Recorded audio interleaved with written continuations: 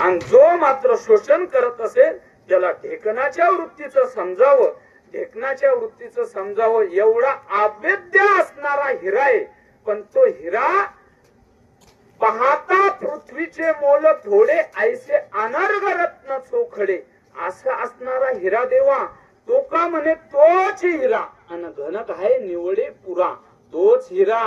पण मात्र ढेकणाच्या संगतीत गेला. काय झालं? ढेकणाच्या संगतीत हिरा जो ढेकणाच्या संगी हिरा जो भंगला कुसंगे नाडीला साधू तैसा अशी फजिती आपल्या जीवनात होऊ नये म्हणून साधूची संगती करावी, संत समागमे धरावी आवळी आणि करावी तातडी परमार्थी. का? नाशिवंत देह जाणार सकळ आयुष्य खातो काळ सावधान. याच्या करता मात्र आपण लवकर एखाद्या साधूचा किंवा संताचा समागम करावा आणि संतांचा समागम करून आपल्या जीवनात ती शुद्धी करून आपल्या जीवनातला परमार्थ मोठा करावा. का हो? इथपर्यंत आम्हाला बरं वाटत होतं, तुम्ही संगती सांगत होते हे बरं वाटत होतं, पण समागम करावा, समागम सांगावा हे मात्र आम्हाला काही लक्षात येत नाही. समागम कसा करावा?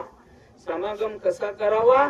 अरे जा हे आळंदी पंढरी महाक्षेत्रामध्ये एखादा सप्ताह असेल, त्या सप्त्यामध्ये गेल्याच्या नंतर सकाळी सकाळी आमचे दादा सारखे महात्मे सकाळी 4 ला उठतात. आमच्या जोग महाराजाचा सप्ताह असला की इंद्रायणीचं स्नान करून काकड्याला जातात.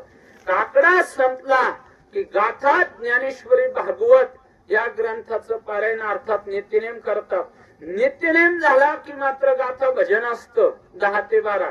गाथा भजन झाल्याच्या नंतर मात्र दुपार 12 ते 1 भोजन असतं. 3 ते 5 वाजे लोक मात्र ज्ञानेश्वरीवर प्रवचन चालतात. 5 ते 6